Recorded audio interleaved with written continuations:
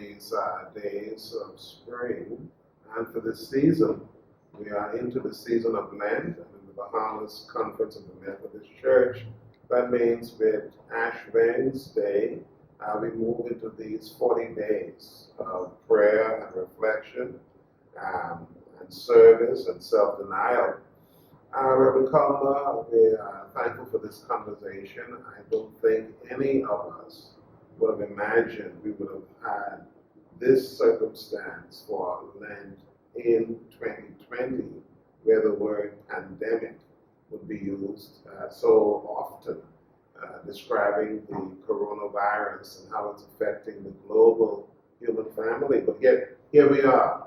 And as people of faith, we're here to talk about response to the coronavirus. What does it mean to be a Methodist, a person of faith, in the midst of the season of Lent, in any season really, when facing something like this? And I think in one way it's good that we're talking. That's one thing to talk. I think, really, the whole thing about reflection, yes, and taking the time to say, what is God saying to us, or how do we position ourselves to be used as instruments of God in this time. 2020 was a year that you had so much hope for. Yes. It was 2019 after Dorian. You thought that this year would be a different kind of year, certainly, in a positive way. But I see it as a wonderful opportunity for the church to be the church. And the whole thing of being ongoing in self-denial, yes, but also allowing God to use us, to use our resources, to use all that we have, so that we can be a ministry to other people. Sure. It's a paradox. Things stop. And you can see the downside of that. And we think of and support as Methodists persons whose incomes have stopped or being greatly reduced. Students unable to go to school. We support those students in the best ways that we can. And it's a paradox in that things stop, but as you mentioned, we have an opportunity for reflection. We have an opportunity to consider what life is all about. I think it's interesting. It's almost as if God has given the world a rest. We didn't sign up for the rest, but the rest has come. Yeah. And it's a rest where even everything in the world must pause, Yeah. and to reflect, and to also look at how do we restart and go forward from this place, because we will all be changed as a result of this experience. Yes. We will talk about post-COVID-19, Yes. and what happened after what has happened, what happens going forward. And so I think it is going to cost us to look at what's important, what is priority, and how do we live our lives differently, Certainly. taking into account God's call upon our life and how we can be the church. Certainly. I am so thankful for the call that came from the Bahamas Conference of the Methodist Church, our conference through yourself, to support public health by way of practicing social distancing. And that's how I understood it. It was a necessary call, very difficult, because as people of faith, we want to come and worship. We want to be together. And beyond worship, we come together to serve. We come together to deepen the bond. But to understand that we're called to be stewards, and to have the understanding that God speaks supernaturally and through science. And the science is telling us that to support public health, we need to practice social distancing. And the recent curfew that was enacted to organize that social distancing. And so we're thankful that all Methodists have been called, along with all the Indians, to adhere to what the civil authorities have said, to support that good governance and practice social distancing.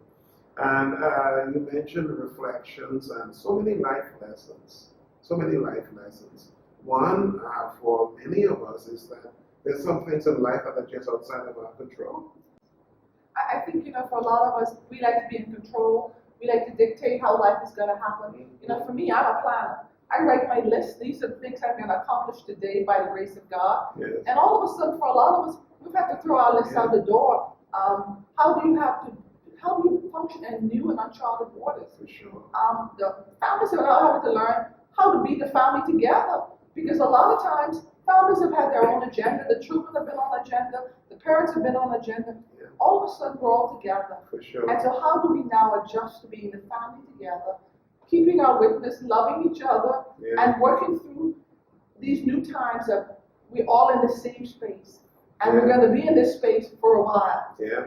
And the same space, I know, refers to the coronavirus this time, but the same space also refers to one house. Yes. And after 9 p.m. until 5 p.m. a.m., it refers to being in that one house, that living room, that bedroom, that kitchen, and that change is significant.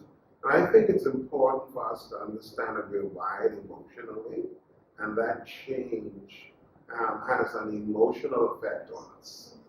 And so we need to know ourselves and know where we are emotionally, where we are mentally.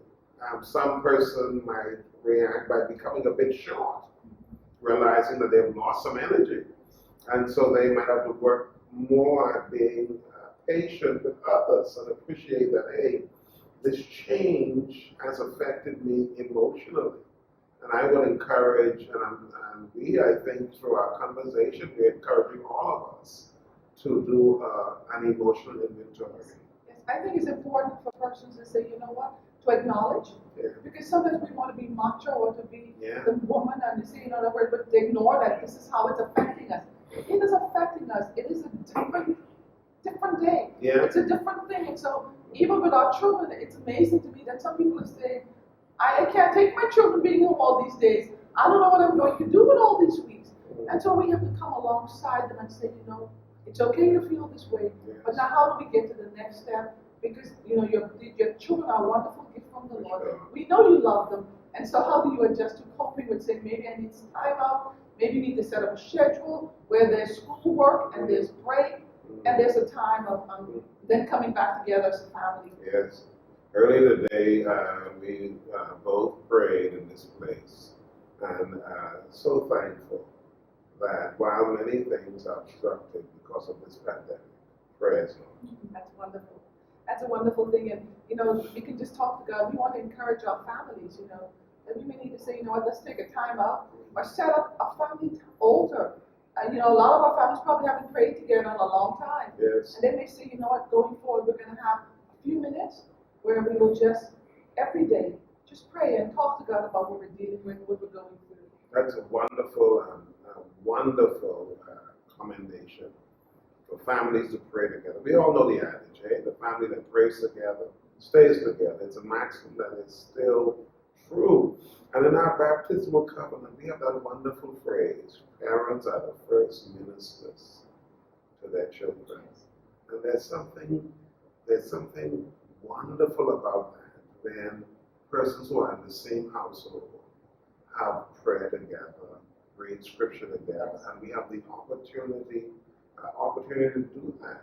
I think we need to recognize that the first church is the home, and yes, we like our places of worship. Yes. But this pandemic is forcing us to be the church again in our homes, and so spend some time. Let the children have a day when they plan worship, and the parents have a day, and take turns and make it a wonderful experience as the family. That this is what we're going to do. Sure. It may be a little awkward in the beginning, but you know what? It's wonderful to just keep trying and to encourage each other. I believe prayers is going to help us. I also believe it's important that we talk to each other, and say, what, this is difficult for me right now. I'm used to going a lot, and I'm having to be quiet because there are many people who can't go to work because their jobs have been, they have to work from home, or they've been told that, until we get clearance, you're not going to work.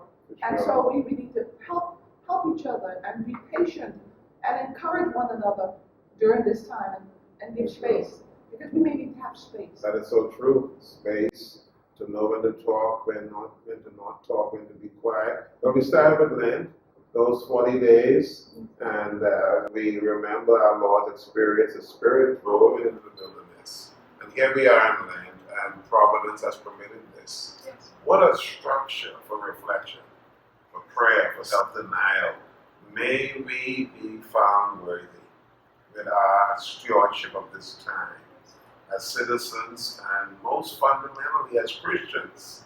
It's good talking with you, Madam President, and we thank God for you. We thank God for the Bahamas Conference of the Methodist Church and our journey together. And I want to say it's wonderful to also spend this time with you, Reverend Dr. Phillip Stubbs. I want to encourage people in this time ahead to allow the Lord to guide them, to use them to be instruments to their neighbors, to their family members, and also to just listen and to wait. I believe in the quietness God speaks. I believe sometimes we're so busy that He's speaking but we can't hear it. Yes. But this is a wonderful opportunity to hear. I believe when we come out of this pandemic, we're going to be a better people. We're going to be in a better place. We're going to see different priorities. And we're going to recognize that even in the midst of storms, the sun always shines again. Amen.